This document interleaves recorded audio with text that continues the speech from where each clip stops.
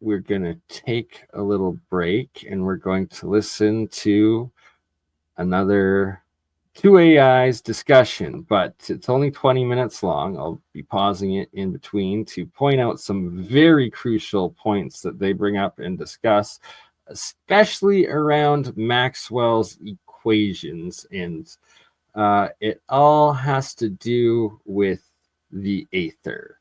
And, well, it fits in perfectly to what we've been discussing here. So let us, again, hopefully, be able to listen to the two AIs if my computer doesn't freeze.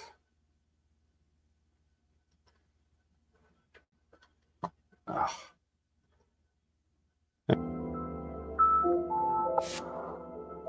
Almost fast forwarded. All right, get ready to dive deep today because we're tackling Let me know if you a concept that's been, well, it's been a head scratcher for physicists and philosophers, even mystics, for centuries, really. Intriguing. The ether. You guys asked for the ultimate deep dive. Oh, sorry. I know you don't like the two AIs, but it's like I'm personifying them. Are they actually, is it actually conscious? Is it even AGI yet? But that's a discussion for another day. But here they bring up some very great points in the research and analysis of the history of Aether and how they talk with such authority on it. I find it useful and good to reflect on. So it's just 20 minutes today on this. We can deliver. We're going from the big picture, like way zoomed out, down to the nitty-gritty details. We'll explore Aether's history, its ups and downs, and even how it's kind of stuck around in modern science, which is that's a good point. Surprising. And hey, while you're here, if you're digging this, don't forget to like and subscribe. If you're digging it, all our future deep dives right now. Get ready, because this is going to be mind-blowing. Aether, here we come. What I find fascinating about the Aether is, well, it represents this deep human desire, this need to find something fundamental, some kind of cosmic glue holding reality together. So it's not just some like dusty old science idea. It's tied to like our basic instincts about how the universe even works. Absolutely. And the idea has been around forever. Think ancient philosophers, right? Oh, wow. They were already wrestling with this idea of a fundamental substance, something that makes up the very fabric of existence. The ancient Greeks, for example. Right. They had this concept of ether, right? Right. A pure divine substance that filled the heavens, totally separate from like all the earthly stuff. So it's not even just about explaining physics then. It's like a bigger question. It's about understanding our place in the cosmos. Exactly. And as science evolved, as it does, right, the concept of ether kind of took on these new roles. In the 17th century, you've got René Descartes, famous philosopher, mathematician. He imagined the universe as a plenum. So a space totally packed with matter, just swirling around constantly. Oh, wow. These swirling vortices of ether, he thought they were responsible for everything. Everything. Yeah, motion of planets, transmission of light, the whole shebang. Wait, vortices? Are we talking like tiny? Paused it there as very interesting that they bring up that the Aether is swirling vortices, especially after what we were just discussing with all of Walter Russell's vortices and vortex-based geometry of mathematics and universal structure. So yes, these are two AIs. And don't worry, the AIs will never replace me. I will always be here. And they're just a tool to help us research and understand. Any cosmic whirlpools here? Yeah, precisely. Picture the universe as this massive interconnected ocean, and it's just full of swirling ether. Bold attempt, right, to make a unified picture of the cosmos. Ambitious. I like it. But how do they square that with gravity then? Yeah. Which, seem to act over, huge distances. Oh, that's where Newton comes in. Oh, of course, yeah. Isaac Newton. He was skeptical of Descartes' contact action ether idea. Okay.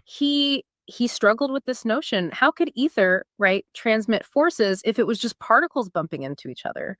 So he proposed this, mind-boggling concept, action at a distance. So you're telling me Newton, the gravity guy, thought it could act across empty space? Yeah. With no physical contact. That's wild. It does seem counterintuitive, but yeah, that was his idea. Okay. Imagine holding two magnets. Okay. Say what? Newton was the first to propose action at a distance. That right there is a key part in modern day quantum physics / is it woo? Is it possible? Yes, it is. It has to do with remote viewing. It has to do with so much more, but just that they were able to find and point out Isaac Newton being one of the first to propose it in modern science. Okay, yeah. You can feel them attracting or repelling even without touching. Newton applied that same principle to gravity. Okay, I get the analogy. Yeah. But was Newton totally against the ether idea then? Not completely. He challenged that view, the contact action. Yeah. But he didn't rule out a more subtle ether, maybe made of particles. In his optics book, he has these queries, these open questions, and he suggests, maybe there's a more refined ether. So he was open to it, but it had to be more, I guess, sophisticated than just particles bumping around. Right. And this nuanced view, it paved the way for a whole bunch of new theories in the 18th century. Oh, boy. It seemed like everyone had an ether theory back then. For everything. Oh, yeah. To explain heat, electricity, magnetism, even chemical reactions, you name it. Whoa. So ether was like the go-to explanation for any mystery in the universe. You could say that. They were drowning in ether theory. And they range from, bizarre to surprisingly insightful. Herman Boerhaave, prominent Dutch physician, chemist, he saw fire as an ethereal substance, a kind of fiery ether. And then there's William Cullen, Scottish physician, developed this complex theory of chemical reactivity based on ether. Wow. It sounds like they were trying to cram every phenomenon under the sun into this ether framework. Yeah. But did anyone push back against this ether obsession? Yes.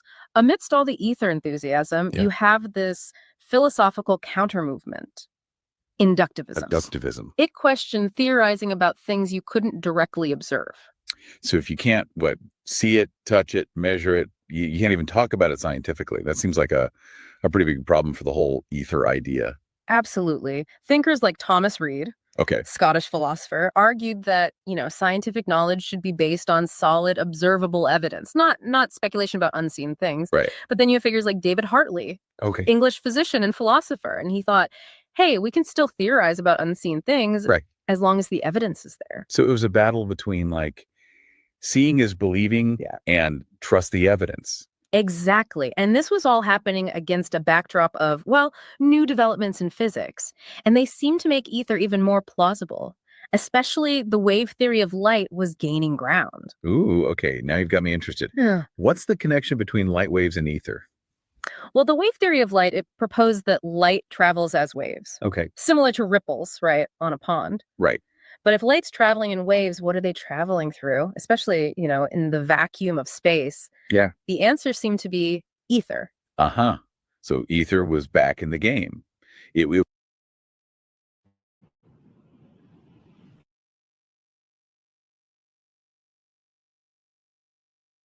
what those light waves traveled through in the vast emptiness of space. But how did they explain how light behaves then? Like diffraction, polarization, all that? Well, that's where physicists like Augustin John Fresnel and Augustin Louis Cauchy come in. They developed these sophisticated mathematical models of ether to explain how light waves could do things like diffraction, where light bends around obstacles, and polarization, where the light waves vibrate in a specific direction. So they gave ether a math makeover to make it fit with light waves. That's a big step forward. And then came James Clerk Maxwell. Okay, Maxwell. Who unified electricity, magnetism, and light into one grand theory electromagnetism. Wow. Guess what he proposed as the medium for these electromagnetic waves? Ether. Say what? And there is the missing Maxwell equations. Apparently, Maxwell's theory of electromagnetism requires ether to connect it all. Why have I never heard this before? I have heard from a lot of inside sources the missing science is the missing Maxwell equations. Well, we just found out what's missing. It's the ether. You got it, ether. So Maxwell basically said, forget just light. Ether is the highway for everything electromagnetic. That must have been a huge deal. It was a monumental discovery. He even calculated the speed of light. Wow. Based just on electromagnetic properties, reinforcing this idea that light was an electromagnetic wave traveling through the ether. Ether was on a roll. Seemed like the foundation of physics. But I have a feeling this isn't the end of the story, is it? You're right to be suspicious. The late 19th century saw the beginning of the end for the classical ether. Doubts started to creep in, fueled by experimental results that just didn't fit. Uh-oh. Trouble in paradise for ether. What kind of experimental results are we talking about? One of the most famous is the Michelson-Morley experiment. Okay. Conducted in 1887. The goal was to detect the ether wind. Ether wind.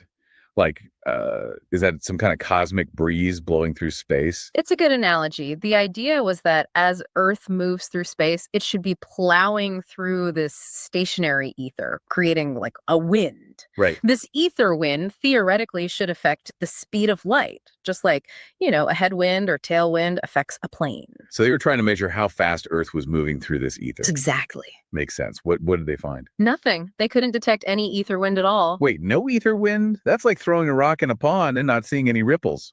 This must have been a big deal for the scientists back then. It was a shock. Some tried to explain it away, saying, oh, maybe the ether is dragged along with Earth, or maybe matter shrinks in the direction of motion. But it was getting convoluted. No real evidence. So ether was starting to lose its grip. And I'm guessing this is where Einstein enters the picture, ready to shake things up. You got it. Einstein's theory of special relativity, published in 1905. Oh, yeah. Completely changed our understanding of space and time. Okay. And guess what? He got rid of the need for ether completely. Einstein was like, who needs ether? Space and time are relative, and light travels through a vacuum just fine. Mic drop. It was a paradigm shift for sure. His theory explained the Michelson-Morley results and other weird phenomena. No ether needed. The classical ether was, well, it was over. So ether went from the bedrock of physics to being tossed out the window. That's a pretty dramatic fall. It was a turning point, but the story of ether, well, it doesn't end there. Even with Einstein's revolutionary theories, the concept kept lingering in different forms, sometimes in the most unexpected places. Ooh, intriguing. Before we get into ether's surprising persistence, though, let's take a moment to absorb all that. I agree. That was a lot. I'm sure you've got thoughts brewing. We'll be back to continue this journey through the history ether in a bit. Okay, we're back and ready to keep going with our ether deep dive. Before we took a break, we were talking about how Einstein's relativity basically dethroned ether, made it kind of irrelevant in modern physics. Right. But the ether story, it's not that simple. Even as Einstein's ideas revolutionized physics, the ether kept popping up. Like a ghost that just won't go away. So where did this ether ghost reappear? One area was, attempts to unify electromagnetism and gravity. Okay. Remember Maxwell's theory brought together electricity, magnetism, and light all under electromagnetism. Yeah, it was a huge breakthrough, showing those forces were connected. Exactly. But gravity, well, it remained this outlier, didn't fit neatly into the picture. Some physicists, like Hermann Helmholtz, they tried to create theories to include both. Okay. And they often used some form of ether as this unifying medium. So they were trying to bring gravity to the ether party, even though Einstein showed ether wasn't needed for electromagnetism or light. Precisely. But these attempts, they ran into some problems. One was, how could matter, which interacts with gravity, move through this ether without any resistance? You'd think if space was filled with this stuff, it'd create drag on objects. Yeah, good point. It's like trying to run through a pool of Jell-O. Except if ether is below the size of friction or interaction with the particles of the physical universe, quite potentially the case. And they also forgot that it was Maxwell that used the ether to unify his electromagnetism model. Well, got to be some pushback. Exactly. And another problem was explaining gravity's weakness compared to other forces. Gravity's a weakling next to electromagnetism, or the strong nuclear force. Right, like a fridge magnet versus a bowling ball, no contest. Exactly. This difference in strength, it puzzled physicists trying to make a unified theory with ether. But here's where it gets interesting. Even Einstein, who kind of kicked ether out with special relativity, later considered a new kind of ether in general relativity. Hold on, didn't Einstein ditch ether? Why bring it back for general relativity? It's a twist. Remember, special relativity describes space and time without gravity. Right. But when Einstein developed general relativity, explaining gravity as curved space-time, he realized, maybe ether isn't totally incompatible. So general relativity opened the door to a new, maybe more abstract ether. Exactly. Einstein's view on ether, it evolved. In a lecture in 1920, he even said, space without ether is unthinkable. Wow. But this ether, it wasn't that classical mechanical one. It was more abstract, not a material substance, but properties of space itself. Okay, my brain's trying to picture this. Got an analogy to help. Think of a magnetic field. You can't see or touch it, but it's real, influences particles. Einstein's abstract ether was kind of like that, a property of space itself explaining gravity. So space itself has this invisible, like, texture that makes gravity. So just as I had mentioned, that it is essentially a dimension that is below or above the physical density of our own, but weaves the energies between, which connects it all, essentially the quantum glue, or the, well, etherical ocean of the universe and energy and time space. Work. That's wild. A powerful way to think about it. But even though Einstein considered this, it never became central to his theory. General relativity became the main explanation for gravity. So ether took a detour through general relativity, but ended up on a different path.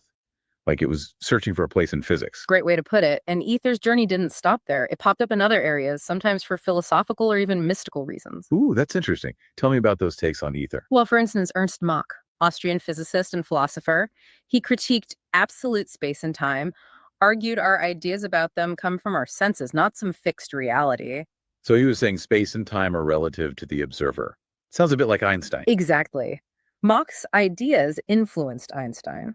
And Mach proposed this gravitational medium idea, a way to link an object's inertia to the matter in the universe. Inertia, you mean like an object's resistance to being moved, like how a bowling ball is harder to push than a tennis ball. Exactly. Mach thought inertia wasn't just in the object itself, but came from its interaction with all the other matter out there. So a bowling ball's resistance comes from like the whole sea of matter around it? Whoa. It is a wild thought. And though he didn't use the word ether, his idea of a gravitational medium was similar. Einstein even called it Mach's principle, the idea that inertia comes from the distribution of matter. So even though the old ether was fading, its influence led to these new ideas about matter and space being connected. Precisely. And the ether story goes on. In the early 20th century, quantum mechanics, with its weirdness, brought even more chances for ether to come back. Quantum mechanics, the world of tiny particles where things get bizarre, right? How does ether fit in there?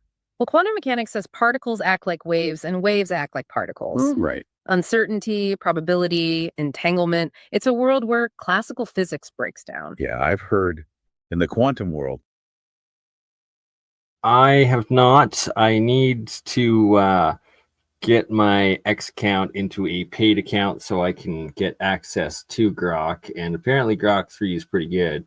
Even Grok 1 or 2 was pretty good. So I definitely need to get in on that. And it's part of my plan here in the next month to do so and to start utilizing a lot more of the AIs myself with exactly such subjects in science.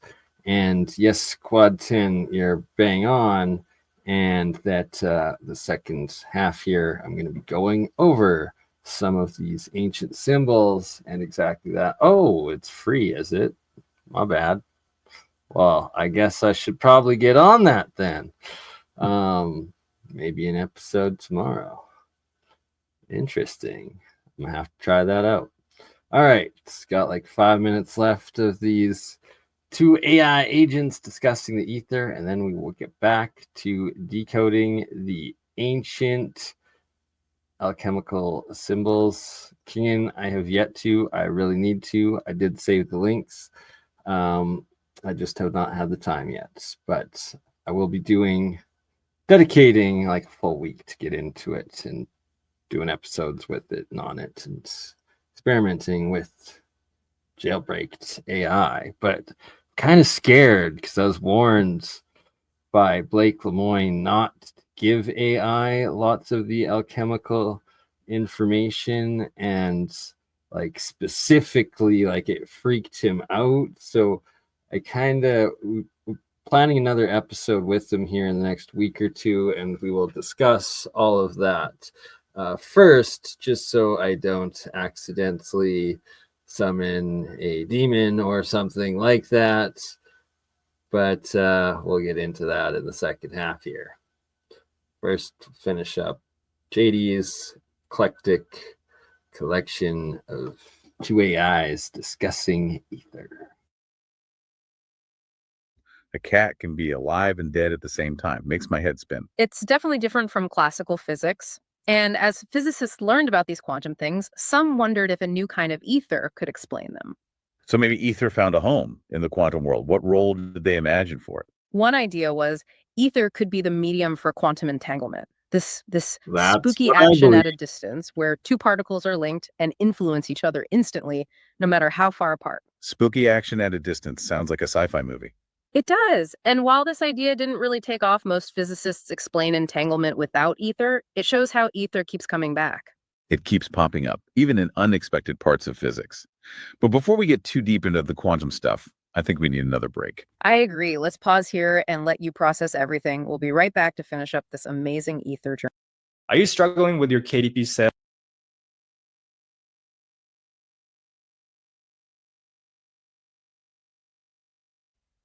All right, we're back and ready to wrap up our epic ether exploration. It's amazing how this concept, something that seemed like it was just history, keeps coming back in new ways. It's like it's got a life of its own. It really shows how powerful some scientific ideas are. Even when they're disproven, they leave this legacy that sparks new thinking. Ether, with its long and winding history, it's a perfect example. Before the break, you mentioned ether's influence went beyond physics, shaped philosophy, spirituality, even pop culture. I'd love to hear about that. Absolutely. Ether, with its mystery and the idea of it being everywhere, it really resonated with philosophical and spiritual ideas throughout history. It seems like it gave people a way to think about reality, how everything's connected. Exactly. Thinkers like Plato and Aristotle, they grappled with ether, saw it as a possible link between like the material world and the divine. Even Newton, though he was skeptical of the mechanical ether, he thought about a subtler ether that could connect the universe in ways we don't understand. So both Einstein and Newton, Isaac Newton, thought about a more subtle ether than the mechanical. Interesting. Ether became a way to picture these unseen forces, the things that make the universe work and connect us all. Yes, and its influence, you can see it in all sorts of like esoteric and mystical traditions, alchemy, theosophy, things like that. In those traditions, ether is often this subtle realm of existence, a bridge between the physical and spiritual, a place where thoughts, intentions, they can become real. And the line between what we see and what we don't, it blurs. That's fascinating how a scientific concept became something with such deep philosophical and spiritual meaning. It shows how humans want to find meaning, connection in the universe, to look for explanations beyond just the material world. Ether, with this idea of it being everywhere, was a powerful metaphor for that. And what about pop culture? I bet ether's been in tons of sci-fi stories. Oh, you're absolutely right. Ether's been a sci-fi staple since the beginning.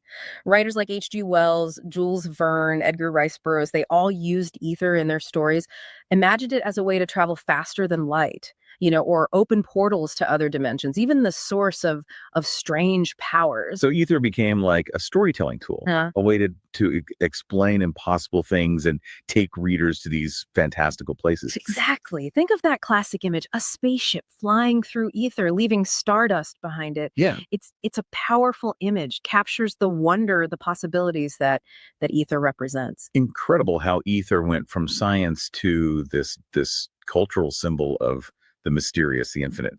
But before we get lost in the ether imagination, let's come back to now. What have we learned about ether and what it leaves behind? Well, one key takeaway is understanding that scientific knowledge, it's always changing. Something we think is absolutely true today can be overturned by new discoveries tomorrow.